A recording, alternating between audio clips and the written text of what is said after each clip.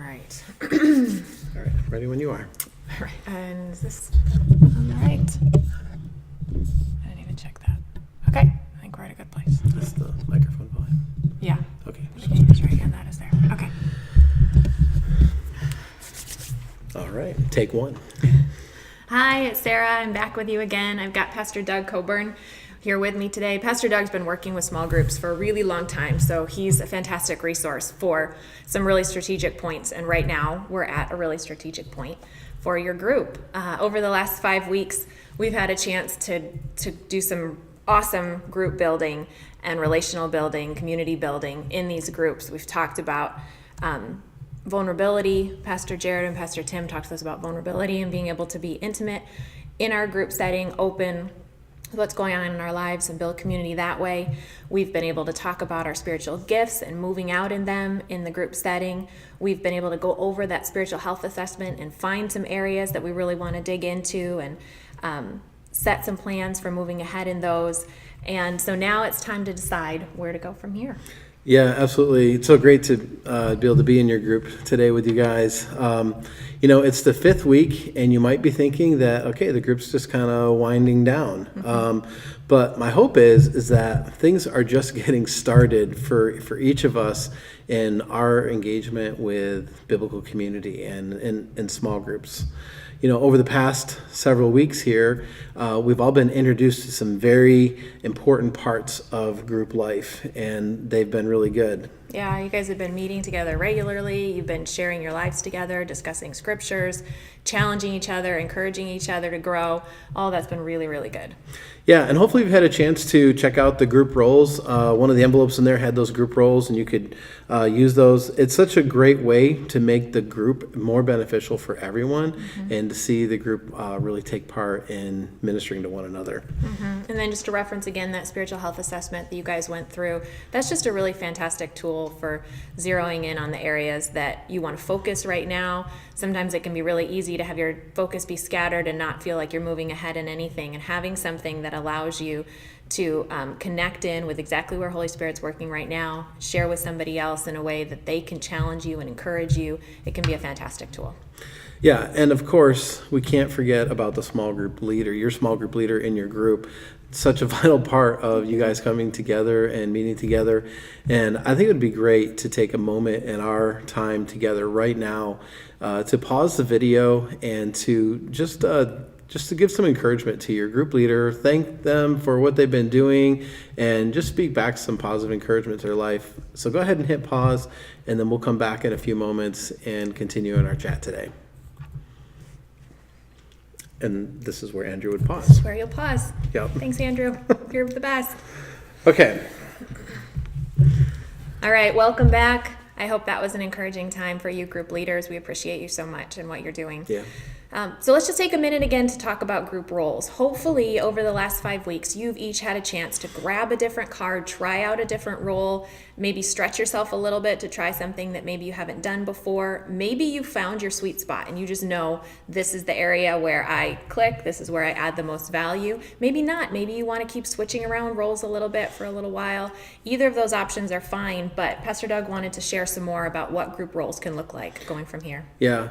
I think probably the most important thing that we could get from this whole doing group roles is that it's important for each of us to have a role in the small group. That it's not just a come to and just be a part of it and leave, but that we all participate in. And that can be a very small role that's obviously significant, or it can just be like one of the bigger roles in the group. That we all have different seasons of our life where small and big roles kind of fit with us really well. But, the purpose of group roles is to make our small group stronger. And this happens because as we do group roles, we become stronger in our group through shared ownership. Because we all kind of have a piece of the pie together that makes this awesome. The last thing we want is like one person doing everything in the group. And I think that's probably the second thing that makes the group stronger, is this idea of sharing the load, so that the group leader isn't having to do everything on their own, but he or she are able to be a part of helping the group be great through this leadership, but we're doing it together, and that sharing the load makes a huge difference. And then this is so good because as we do group roles and kind of like jump out and try new things, God uses this as a way to stretch us. And we do things that we don't normally do, and we find out that God meets us in that moment, and we become stronger through that, and really the whole group benefits on a whole new level. Yeah. So there are a bunch of different kinds of group roles. Pastor Doug, why don't you talk to us a little bit about what you see as the group roles that we haven't talked about already and where they fit into making the group be what it is? Yeah, so our group roles really reinforce three things that small groups do. Small groups connect, small groups care, and small group they grow together. And so we have connect roles and care roles and grow roles. So let's talk about the connect roles first, okay? Connect roles are all about helping the group feel like they belong, and they're kind of like the glue that kind of like keeps the whole group together. And this is the connector role. This is the snack and hospitality role. This can just be also the person that helps take care of the little tiny hospitality details that kind of come up, or maybe helps the group figure out like which home we're going to be meeting in, and kind of like runs the schedule and kind of like makes everything work together. There's so many different ways that we can help a group connect, and these kind of roles are so important because they help the group kind of get that sticky feel of like, yeah, we're together, and we're more than just like 5, 6, or however many people together that are kind of random, but we're becoming more of like a church family, the way that God kind of intended the big church family to be. Yeah, I was going to throw in there that anything you guys do to help people connect outside of group, whether that's planning get-togethers or, y'all guys all want to go bowling together or any of that kind of thing, getting together with coffee for somebody outside of group, anything that's building relationship is building the group. Yeah, and so those are the connect roles. I also said that we have the care roles, and the care roles, this is all about being practical. What kind of needs are there in the group? How can we minister to each other? And what are we learning about God together? And this is really just such a wide area of different roles that you can do. In our group cards, we had the encourager, we had the kids facilitator, which is a great care role. If you have kids, then you definitely know that that's a care ministry. And then there's also we didn't have this in this group for Group in the Box, but you can manage a prayer list. You can, like the encourager, sending out those scriptures and encouraging the group, or just knowing how people are doing and finding those like really timely moments to reach out to someone. This is all about a group becoming stronger together through care. It's so good. And then the last one is the grow roles, okay? Now, where the care roles are all about being practical, the grow roles are all about action. What are we doing tomorrow about what we discovered today in our group? And, sometimes this can be a challenge that we want to give the group. And, hey, let's work on this over the next month. Or by the next time we meet, let's do this. And it's like a very practical step that we can take that's all about taking action today for something that's going to bring us closer to God and help us grow in our faith. Sometimes this can be follow-up. Sometimes we'll have an action in our group where we're going to read a passage of scripture, or we're going to pray on a certain thing, and we might come into our next meeting and the facilitator might only be thinking about what are we going to be doing this current week. But this grow role, when you think about the prayer and response and that kind of role, you're actually thinking about what did we do 2 and 3 weeks ago that we should follow up on and just check in. Hey, did anyone get a chance to read that scripture? What did you guys think? Because it really becomes too much for the facilitator to handle all on their own. But by having these grow type roles in the group, it really helps make the things that we're working on really stick. And other times this can also be someone who has a real strong passion for praying for healing or just doing personal ministry with people. And this kind of role is so important because it helps us take what we just talked about this week and then get to just intersect with God on a real personal level in the group. And these kind of roles really benefit the facilitator in being able to focus on leading through the current content that we're working on, knowing that other people in the group are also focused on how are we actually growing in this. And so the facilitator role is a grow role, and this prayer and response and ministry and all these things together make up the grow role as well.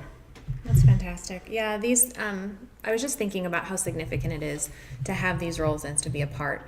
of the group in that way. I was thinking about times when I've gone over to people's house for dinner, and sometimes, you go over and they're like, no, I'm fine. I can do everything. You just sit. I'll let you know when everything's ready. And you kind of sit and wait awkwardly and feel kind of detached. And then there's the people that say, hey, come on in, cut bread while we chat, and we'll get this together.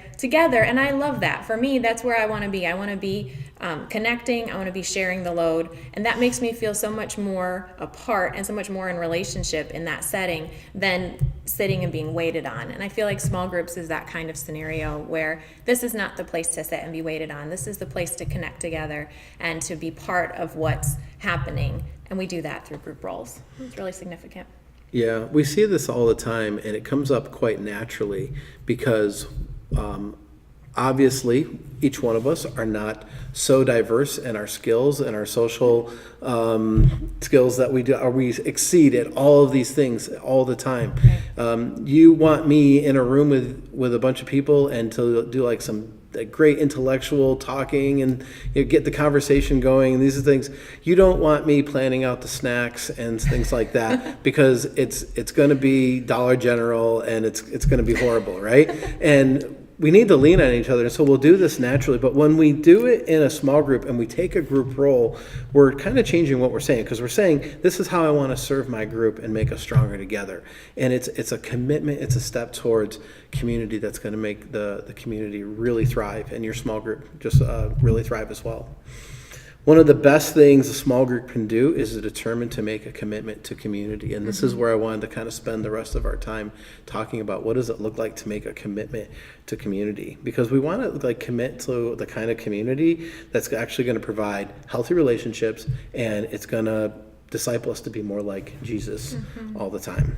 Yeah, So really good. my challenge to you, small group, this is my challenge, is for you to take some time today in your meeting to talk about how you will be in community in the future. And we have some options, right? Yeah. I mean, this is a natural point to be able to relook at what you guys have been doing and say, do we want to keep meeting the same way we've been? If so, that's fantastic. Or is this a good time for us? The 5 weeks was good. It's a good time for us to find other small groups to join. That option's fine too. And if you need help with that, we can help you. Maybe you guys want to take a specific group role and actually be part of the leadership team of the group. That this is a great time to kind of say, raise your hand and say, this is something I'd like to do long term and to take on this part of the group. So different options at this point, and now is a great time for you guys to be able to talk and just say, what is our plan going forward? Yeah, I'm just so encouraged that you guys have been meeting and that you get to today just kind of talk about what does it look like for me to make a next step into community. And I hope that you're seeing over these 5 weeks that you become stronger together and that your hunger is growing for the community that God has for each of you. And as a church and as a group ministry, we want to come alongside of your group and continue to work with you well into the future. This wasn't a 5-week short-term relationship that we wanted to set up with you and then just kind of send you off on your own, bon voyage or anything like that. We actually wanted to be a part of making your group awesome long-term. And so we have some practical ways that we want to do that. Your small group leader was connected with a coach at the beginning of this 5 weeks. And if you were already meeting before this and your group leader already had a coach, and this has just been a kind of a continuation, but the coach is a vital part of the relationship that you as a small group can know is going to continue to be connected to your small group leader. And small group leader, we want you to know that your coach is there for you past just this short 5 weeks, but well into the future as well. Yeah, that's great. As a coach, I've been really excited to be able to get connected with some of you group leaders. And, if you guys want to invite your coach to stop by your group sometime and be able to get to know you at a different level, that's fantastic too. But your coach is a great resource for you. Yep, we have also a pretty extensive library of curriculum.